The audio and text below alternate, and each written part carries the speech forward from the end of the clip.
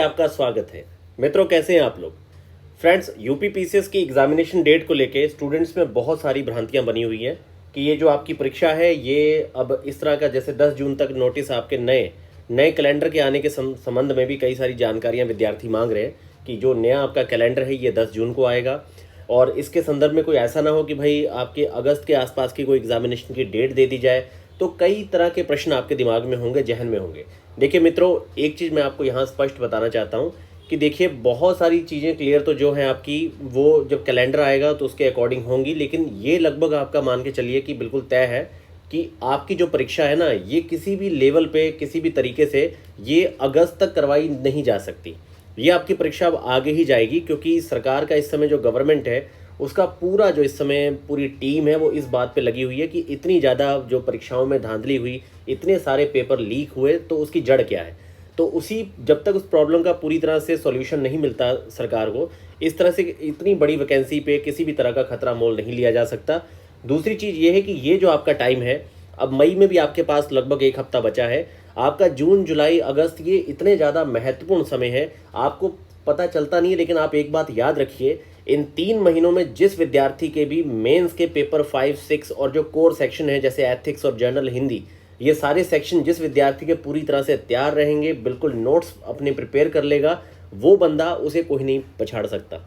बहुत लोग प्रयास कर रहे हैं, बहुत लोग मेंस लिख रहे हैं। यहाँ यूपी पीसीएस में मेंस की संख्या 10-10, 11-11 मेंस को टच कर गई है। इंटरव्यू की संख्या 5-5 को टच कर गई है। उसके बाद भी यूपी पीसीएस में अपने रिजल्ट को कंफर्म करना काफ़ी ज़्यादा कठिन हो रहा है विद्यार्थियों के लिए। कारण यही है कि भाई आप लास्ट टाइम में अपना जो है ना, लास्ट टाइम में पीटी देने के बाद के बीच के 2.5 से 3 महीने में मुख्य परीक्षा की तैयारी कर रहे हैं। अभी आपको जो टॉपिक आपको काफ़ी ज़्यादा परेशान करते हैं, जैसे कि करंट से जुड़े हुए अप्लाइड टॉपिक्स हैं, अब आपके पेपर 5-6 में भी जो कई सारे अप्लाइड टॉपिक हैं, जैसे मान लीजिए आपका पेपर 5-6 में जहाँ भी वुमेन की बात है, एग्रीकल्चर की बात है, लॉ एंड ऑर्डर की बात है, इंडस्ट्री की बात है, ये सारे जितने भी सेक्शन है आपके यूपी के संदर्भ में ये अप्लाइड है। इसकी डिमांड है कि आप जो एक साल में करंट अफेयर है, जो यूपी का बजट, इकोनॉमी सर्वे, सोशल स्कीम, प्रोजेक्ट, गवर्नमेंट के द्वारा रन की जा रही इनिशिएटिव्स, वो आपको उंगलियों पे याद होनी चाहिए ताकि आप हर जगह सही तथ्यों को सही जगह कोट कर पाएँ। मित्रों, यूपी पीसीएस के संदर्भ में पूरे सिलेबस को अगर कोई व्यक्ति 500 रुपये आपसे चार्ज करके आपको पूरे 3 महीने में, हफ्ते में 2 क्वेश्चन लिखवा के, 40 क्वेश्चन लिखवा के अगर कंप्लीट करवा दे रहा है, तो वो आपकी प्रिपरेशन 40 क्वेश्चन की प्रैक्टिस से पूरी नहीं होगी। आपको कम से कम 250 से 300 क्वेश्चन प्रैक्टिस करना चाहिए मिनिमम, वो भी पूरी तरह से सिलेबस पे फोकस। तो हमारे यहाँ पर अर्जुन और एकलव्य 2 बैच आपके स्टार्ट है और अर्जुन बैच को विद्यार्थियों ने बहुत ज़्यादा सपोर्ट किया है। हमारे 34 स्टूडेंट्स इनरोल हो चुके हैं हमारे अर्जुन बैच में, आंसर राइटिंग भी कर रहे हैं। अभी हमारा टेस्ट नंबर 4 जो है आपका, वो आपके 25 मई को है। तो ये सर्कुलर है, इसमें कोई भी स्टूडेंट कभी भी पार्टिसिपेट करके अपने सारे टेस्ट कंप्लीट कर सकता है। तो अर्जुन बैच और एकलव्य दोनों ही बैच के एडमिशन ओपन है। एकलव्य बैच का पहला टेस्ट हमारा 27 मई को होगा और आपकी प्रारंभिक परीक्षा का भीष्म बैच जो है वो हम जल्दी ही लॉन्च करने वाले हैं। 3 जून से आपका पहला टेस्ट रहेगा। और अगर किसी भी तरह का कैलेंडर ऐसा आ जाता है, 1% मैं आपको बता रहा हूँ, जो मन में शंका होगी कि भाई कैलेंडर में कहीं अगस्त की डेट ना आ जाए, जुलाई लास्ट की ना आ जाए, तो देखिए जुलाई तो आएगा नहीं, अगस्त लास्ट अगर आपके दिमाग में चल रहा है, इस तरह की अगर कोई भी बात होगी तो टेस्ट को उन्हीं के अकॉर्डिंग ही पूरी तरह से डिज़ाइन कर लिया जाएगा, या फिर उन परीक्षाओं के बाद खासतौर पर मेंस के सारे टेस्ट कंडक्ट करवाए जाएंगे। तो किसी भी तरह का इसमें किसी विद्यार्थी की फीस को लेकर कोई शंका ना रखें, किसी भी तरह आपका 1 रुपया भी यहाँ बर्बाद नहीं होगा। बाकी मित्रों, मॉडल आंसर मैंने अपने शुरुआत के तीनों टेस्ट के आप लोगों के साथ शेयर किए हैं। आप हमारे तीनों मॉडल आंसर को देख के, कॉपी रिव्यू की क्वालिटी देख के मूल्यांकन कर सकते हैं।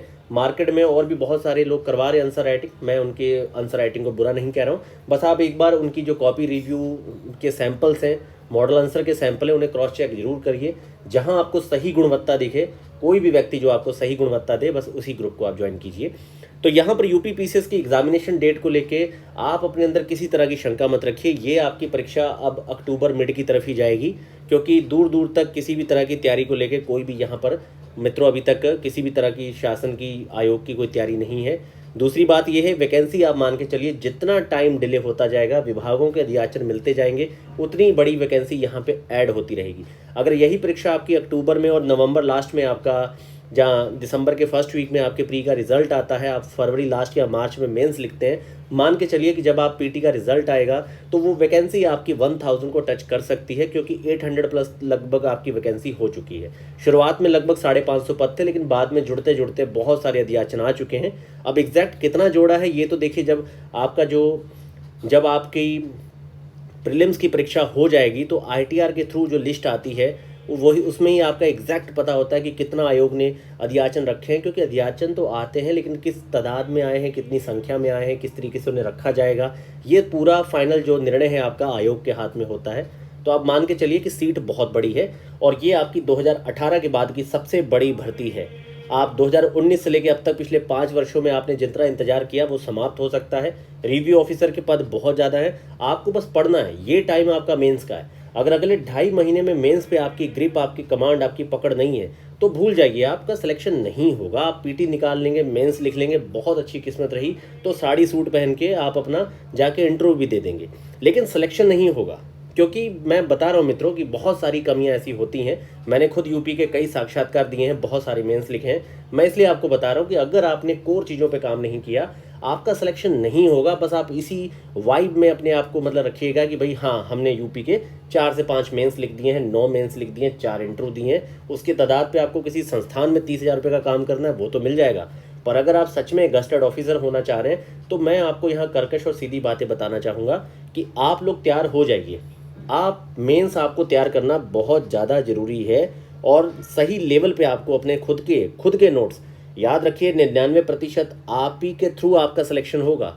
1% डायरेक्शन, दिशा या आंसर राइटिंग प्रैक्टिस में कोई दूसरा व्यक्ति आपकी सहायता कर सकता है। 99% ये आप हैं।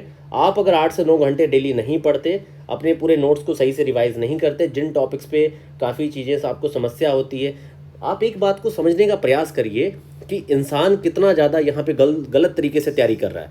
अब जैसे मैं एक छोटा सा एग्जांपल आपको दूं, अगर मैं बात करूं यहाँ पर, सिंपल सी बात है, जैसे मान लीजिए नैनो टेक्नोलॉजी है।